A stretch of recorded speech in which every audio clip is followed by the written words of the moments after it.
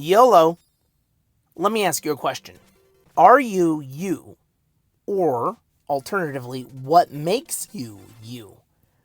Now, why am I even asking this? Well, it has to do with AI. I saw this dystopian, creepy commercial, but it was supposed to be sweet, about how you can take all the text logs, the videos of your loved ones, basically anything they've done online, and then filter it into an AI, which will then recreate and act as if it's them. And the commercial had it being the grandmother was still around talking to her grandson even after she had passed, but it wasn't really her. Here's a clip of it, just so you can get an idea of how dystopian it is. He's getting bigger. See? Oh, honey, that's wonderful. Kicking like crazy. He's listening.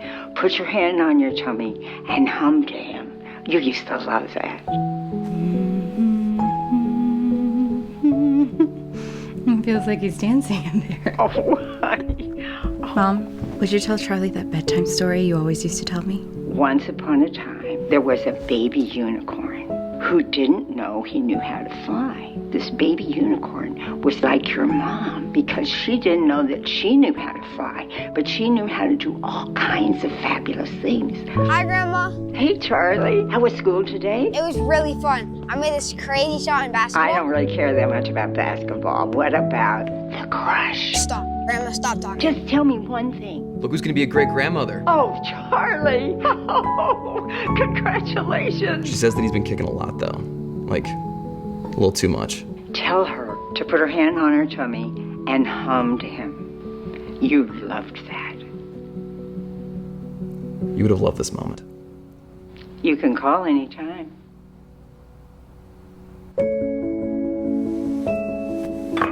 Okay, Mom, I just need a quick video. Is this like an audition or something? No, Mom. Just 3 minutes. You need my best side? Can I sing another one? I can play the piano. She's so talented. I am. I'm your mother after all. Keep going. Why don't you start by telling us I ended a little up bit sharing about the yourself. entire commercial because it's only like a minute and a half long. But you see what I'm saying? Super creepy, super dystopian, very Black Mirror-esque vibes it's giving. And that's where we're at currently with AI. What's it going to be 10, 20, 30 years from now? Will you be able to have your consciousness put into new bodies or digital clones of your consciousness made and put into artificial bodies so a semblance of life can remain after your physical form deteriorates and rots away? What makes you, you? This could end up being some kind of shipathesis moment where you swap out one part of the ship, take a board, throw it in a junk pile.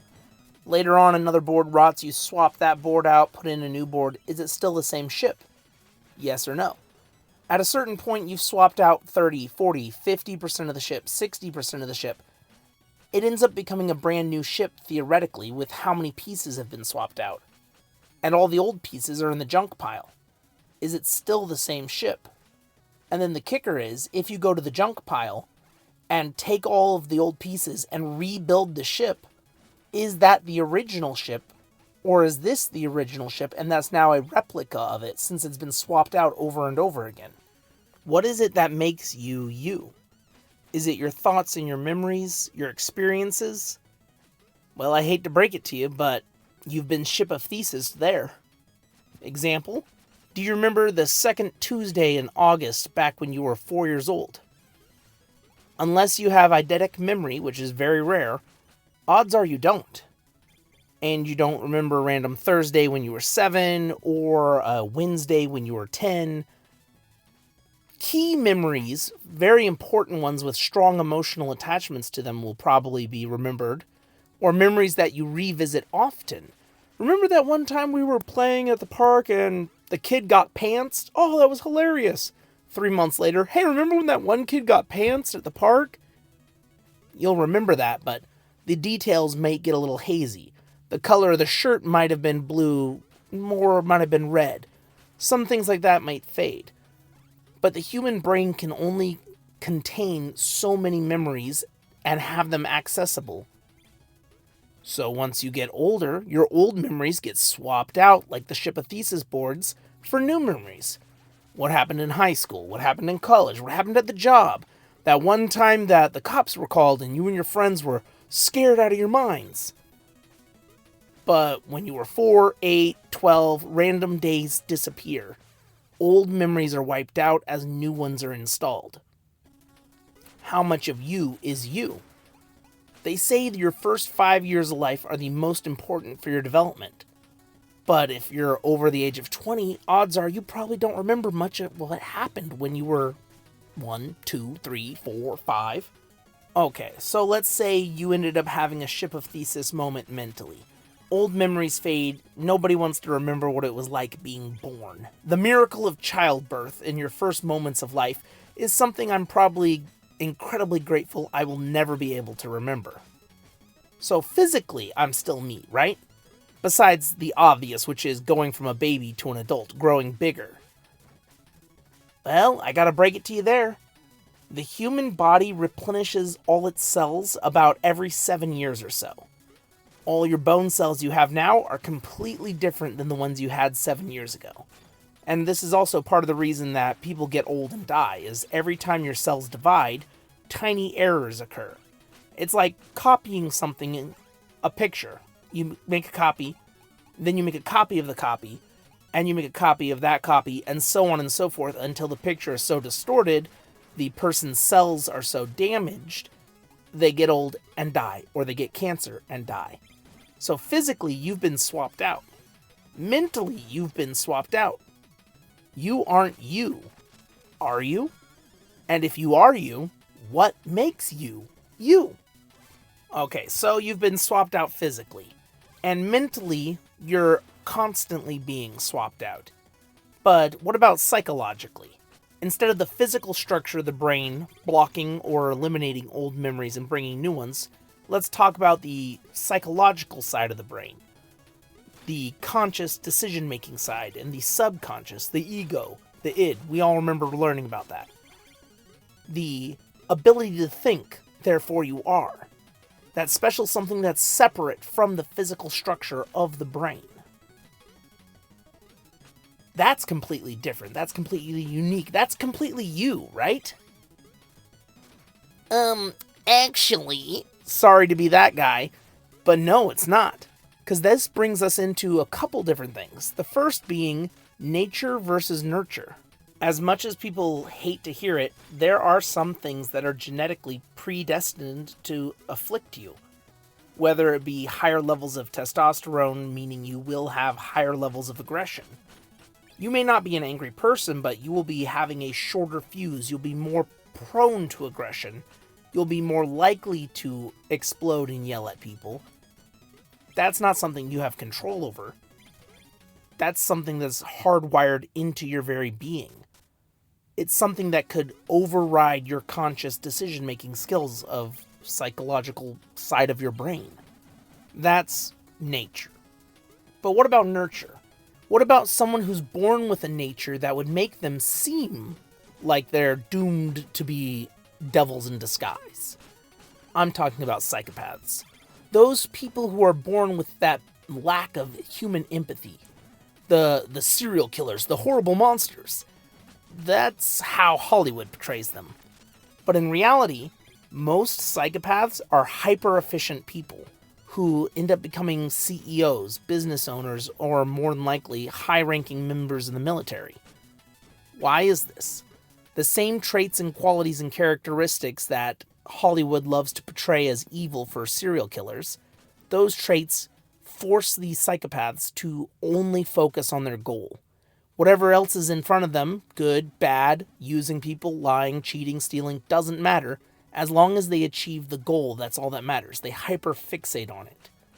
Now, what if you had someone who was psychopathic, who felt no moral empathy towards others, but they grew up in a home that reinforced the beliefs that lying, cheating, and stealing is wrong, that nurtured their psychopathic tendencies towards hyperfixation on goals, while reinforcing negative feedback for bad behavior, positive feedback for good behavior.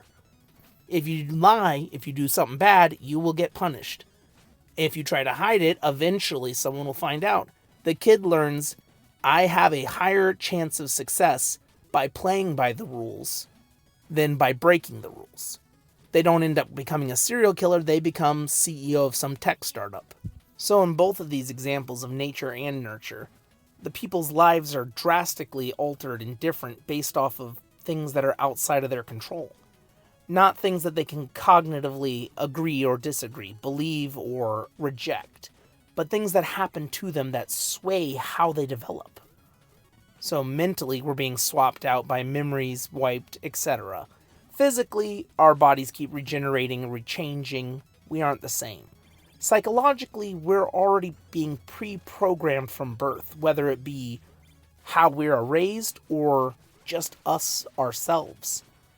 And that's not accounting for targeted ad campaigns, disinformation, misinformation, mass manipulation from governments, corporations, you name it, or having our own minds hijacked by another being. I know, it sounds like something out of a horror sci-fi movie, and like it wouldn't be in real life. But truth is stranger than fiction sometimes. I would like to introduce you to Toxoplasma gondii. It is a parasite that you can get from undercooked meat, cat feces, or even contaminated soil. This particular parasite can make it through the blood-brain barrier, embed itself in your brain, and start altering and changing your personality and your physical brain structure to suit itself. Some of the changes that it can make are slower reaction times, increased risk-taking behavior, personality shifts, higher rates of depression and or suicide, and an association with schizophrenia. This microscopic being can change how you think, what you think. It can make you sad or suicidal. It can make you more likely to take aggressive moves, risks, bold actions, which sounds good on paper, until you realize it is altering your thinking ability. The conscious part of you that makes you you is now being hijacked by another living creature. It can cause seizures, confusion. It can even cause psychosis. It could drive you insane. You're not consciously able to even be a human being anymore. You're just a wild animal at that point. Memory problems, brain fog, irritability, anxiety, already covered depression, fatigue, all these different things could be caused by this single parasitic creature. And this is only one type of parasite. Most people have the potential to be infected by parasites, even in our modern world, because one of those things is cat feces. A lot of people have cats. There's a reason that there's a stereotype for crazy cat lady. The more cats you have, the higher chance it is that you are infected with Toxoplasma gondii. If untreated and unchecked, the higher chance you will develop all these different things, including psychosis, crazy cat lady.